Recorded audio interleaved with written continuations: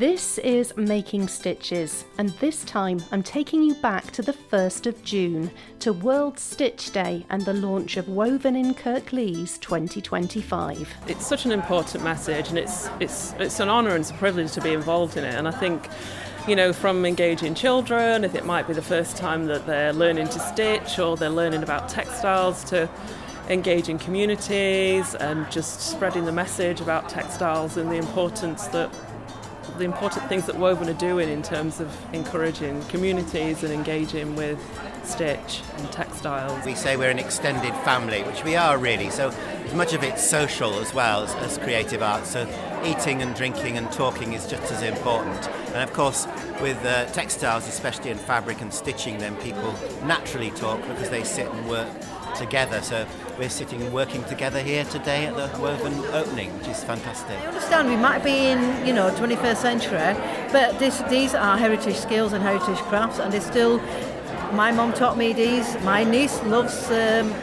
She loves embroidery because she sees me doing it, and then so literally you're passing on the skills to the younger generation to get them off their iPads and their phones. So taking them back into traditional handicrafts, which is literally going to become a dying art.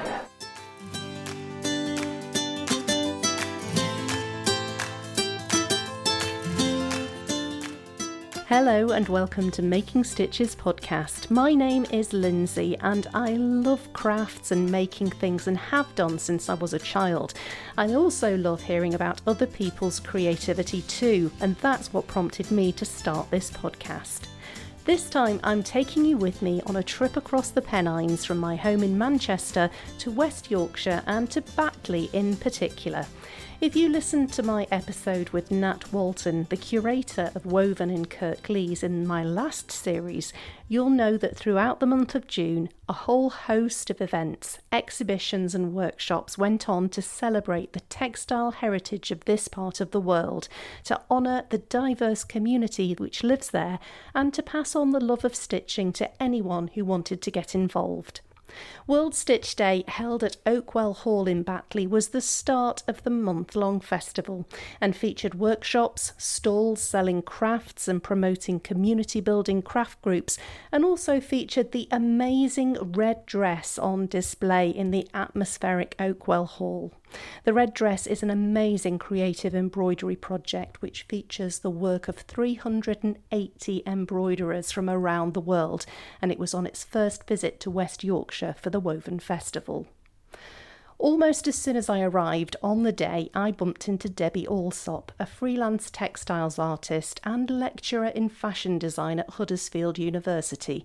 She was greeting guests as they arrived and helping with some of the day's workshops. Today marks the opening of the Woven Festival, so it's all about the red dress, the kind of getting people aware of what's happening as part of the festival, really communicating the message of stitch and how that translates, and just letting everybody be aware and celebrating the event and what's happening and marking the opening of it, really. Yeah. Craft and creativity and stitching in all of its forms is something that kind of can bring communities together, and I know communities is very much the theme of this year's festival, isn't it? Yes, yeah, absolutely. Yeah, I think it's such an important message, and it's an honour and it's a privilege to be involved in it. And I think, you know, from engaging children, if it might be the first time that they're learning to stitch or they're learning about textiles, to engaging communities and just spreading the message about textiles and the important things that Woven are doing in terms of encouraging communities and engaging with stitch and textiles, yeah. And just getting behind the scenes of the industries as well. So obviously there's like visits and tours in different textiles mills, showcasing wonderful textile artists. There's the university that I work at as well. There's going to be tours of the university to see what skills we can do, what careers you might be interested in, and yeah, so it's just a great showcase for the area and kind of bringing to just celebrating the skills, yeah, the heritage of the area as well. Yeah, that's so important because things can get forgotten, and we see so often people of my generation, never mind children who don't know how to sew a button on and just the real basics. But then to be able to introduce people to that, and then maybe it's a gateway to a career. Absolutely, yeah. It translates, and working with students at the level I do at university, there's often those stories where my grandma taught me how to sew or how to knit, and it's this kind of multi-generational lovely skill, the sentiment of it, the fact that it's this lovely relationship, and then it does translate, and it builds into that career where you go out into the fashion and textiles industry, but it started off from that initial learning to stitch, learning to knit, learning to sew. So yeah. You're clearly evangelical about it. What was it that started you off on your journey?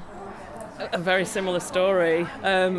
My mum introducing me to sewing, but also my grandma as well, and my mum's side of the family, my grandma's side, there's this really nice Polish heritage as well, so I was also introduced to sort of folk costume through my childhood, and I think having that love for something skillful in terms of learning how to sew, but then also to have that heritage, that backdrop of Polish folk and tradition was really engaging for me. And I think I can still remember now going to Polish events at the local social club, and everyone's dressed in incredible costume. And I think for me that was, a love for textiles-based embroidery, and then just moving into fashion as well, having a love for fashion and making clothing. So that's my sort of bread and butter as at university, is sort of making clothes, pattern cutting, construction, and embellishing as well, so through stitch and textiles. Yeah. And how nice that you're able to then share that on and pass that passion on to other people. Absolutely, yeah. As I say, it is a privilege to do that, and I think when you hear from students who have gone through that process and they're now in industry and they're doing fantastically well, and they're coming back into university to talk to that next generation of students, it's really lovely, and it's a really nice thing to be involved in, just to see, wow, you've really excelled in your career and you're able to share your skills with students. Outdoors, I spotted a brilliant stall where passers-by were being invited to decorate long panels of fabric with their ideas of home. I joined in and made my own before speaking to Frankie Fathers, one of the stall's organisers from the Campervan Collective. So we're a collective of artists, and we believe in using play and humour and fun to bring communities together and to make art together. And today we're here with our textile time machine, where we want people to come together and make panels on the theme of home to join to our textile time machine, which then will project to the future. Fantastic. And what have people been saying to you who've been joining in? Oh, we've had all sorts of ages, which is amazing. So we've had a lot of pets so far. We've had, I think, 2 dogs. Pebbles the cat that's all like young people. That's what young people think about home. And then obviously we've got yours. Home is where the heart is. We've got an amazing one here from the Mellings family. So they've got a piano, the Furleys, some wine, baking. What else have you got? Some plants, a garden. It's just amazing. Yeah, it's just fab. So we I think we were supposed to start at 11, but we already had people coming at 10:30. That's fantastic. It's obviously been a popular stand. Yeah. And we're coming back for the last day of Woven on the 28th of June in Dewsbury Arcade. So hopefully people can come and see their panels again and join in as well. Fantastic. And what's it like being part of the Woven Festival? It's so fun, like meeting people like you, because you came and just did this wonderful embroidery. And I think we met Natalie because we did another event and she saw our work. And we're normally down south, but we really, really love to travel everywhere. So it's really nice to get out of London and South England and then come up here and, where everyone has different ideas. Oh, I just got a bubble in my face. Everyone has different ways of, drawing or different ideas of home. It's so much more interesting when you can move around the country. Yeah, so it's been brilliant. We've had loads. What's great about today is we've had loads of young people. So our other workshops is more, I'd say probably more older people. Yeah. Oh, that's wonderful. Well, enjoy the rest of your day. Thank you, you too. Brilliant. In one of the buildings at the Woven Festival was a small area of stalls featuring textile artists and community groups who use their love of textiles to bring people of different backgrounds together. My name's Adam Strickson and it's 6 Million Plus Charitable Trust. We're a creative arts organisation. We've been going for 11 years working in Kirklees and Bradford. And we work with community groups, some people from refugees, at the moment people from 13 different countries, and they all work with local people. So it's not a refugee group, it's a group that integrates refugees and local people. And there's all sorts of creative arts projects. This is mainly textiles and embroidery, but we're also known for our very large-scale puppetry and also writing projects that we do as well.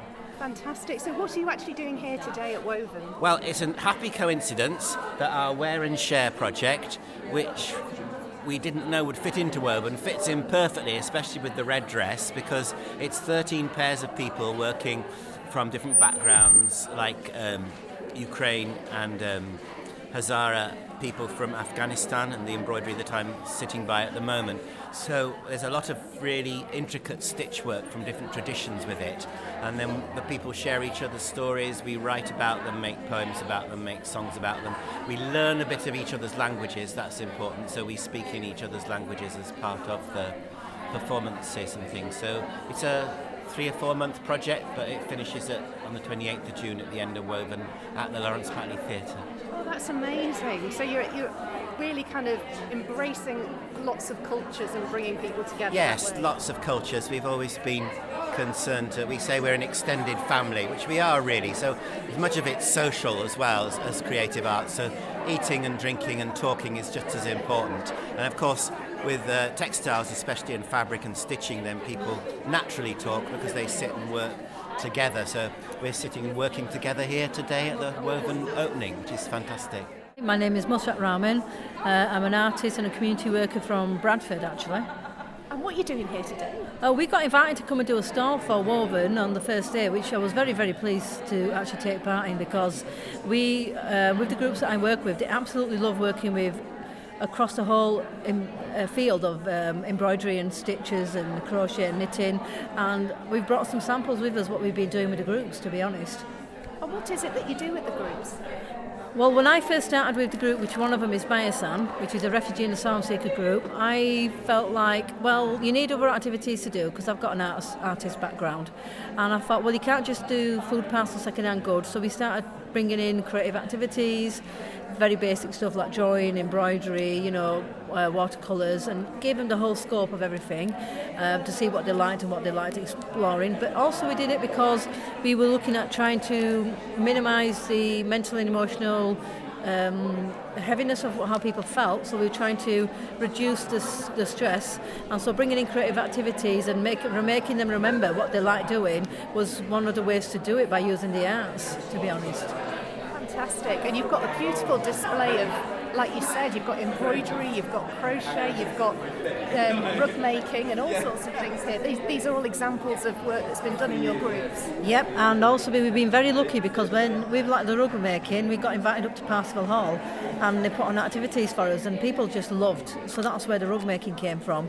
And then because we work with such colourful communities, and also we like recycling and accepting recycled materials, and so this was made through recycling of embellishments of old scarves and cutting up bits off there, and then I tie-dyed it using just some Procyon dyes at the back, and then literally from there we've just continued doing it, because it keeps the women, it is mostly women, I'd say. We haven't had much men saying I'd like to do that at the moment, but I think it keeps them going, it gives them something to do, and we made some beautiful work together, to be honest. Well, it's so important for mental health, isn't it, being creative and having something to focus on, especially when times are difficult, as a lot of them will be for the people who are in your group.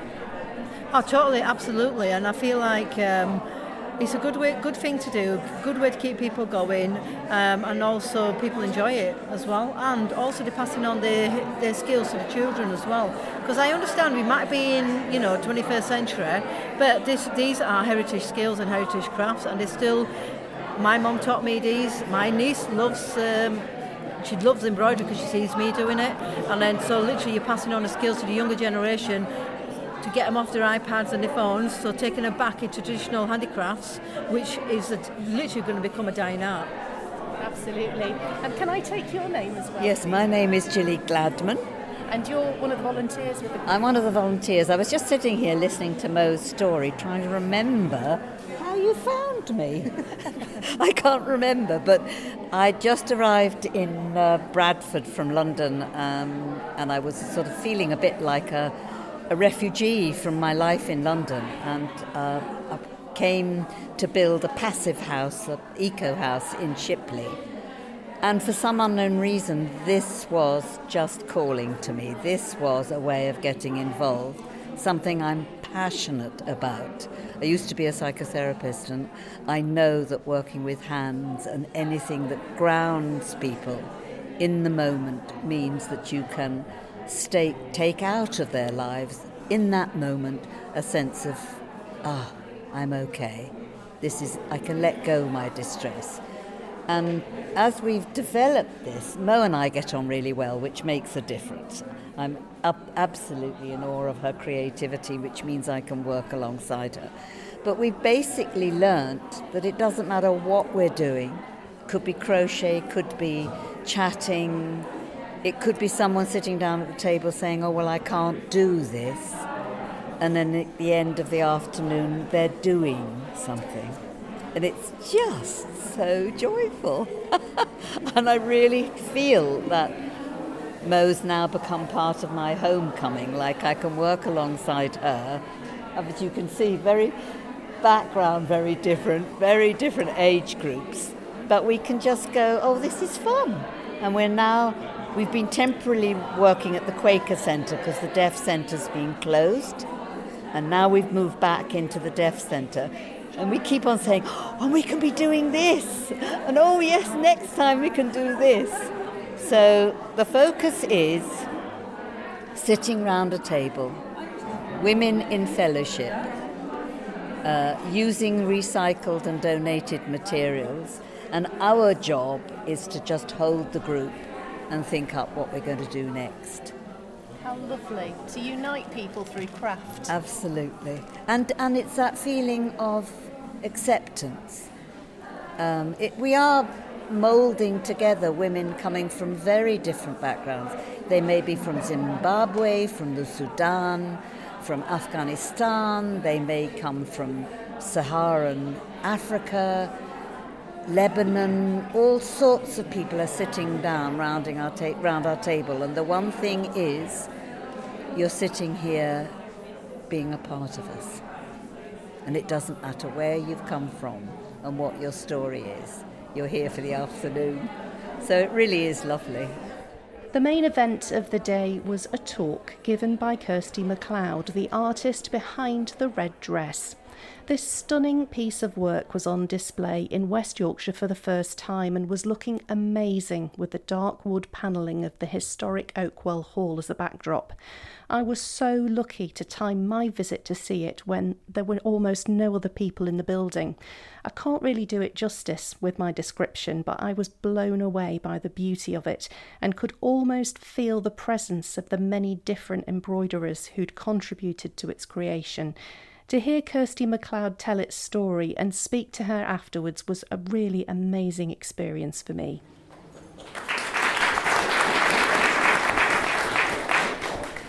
Hi everyone, this is a real treat. Thank you all for coming. Thank you to everyone at Woven and Nat especially for inviting the rest of you to be here. It's always a privilege to talk to people and share a little bit about the red dress. It has been a completely remarkable journey. Kirstie, that was an absolutely inspiring talk you've just given about the red dress, the project from its first idea right through to today. What's it like actually seeing your audience and sharing the story? Oh, it makes it all feel very real. Yeah, it's incredible. considering the majority of the project was me and panels of the dress in my bedroom, plus obviously emails to all the embroiderers around the world, and then suddenly it all came together, and in 2020 that's when the project took off. And then now, travelling with the dress, to different venues and communities all around the world, it is amazing. And I love seeing the reaction of people when they walk in and see her for the first time. It's stunning. Words don't do it justice, really. And you were talking about the fact that people come back again and again to see it because there's just so much to see. It's amazing. Yes, there is a lot to see, and there's so many levels in which you can connect to the work, whether it's the embroidery or the more practical elements of shipping, posting, or the embroiderer's stories of empowerment, feminism. There's so many different hooks. So hopefully most people can enjoy it. Yeah, and I mean, we're talking about the power of community and that everybody has been united, and the last few stitches that were put in just kind of brought everybody's stories together. Community is the theme of this festival, isn't it? And it's so important. Yeah, absolutely, and it's at the heart of the red dress, because the initial idea was to try and bring people together into a global community and to just take down all borders and boundaries and prejudices and oppressions, so people could come together as one. And it's the same here with Woven. It's the same kind of idea. It's everyone's on the same playing field, and we can all do so much better in life if we support and uplift and empower each other, rather than seeking personal gain. It doesn't help anyone.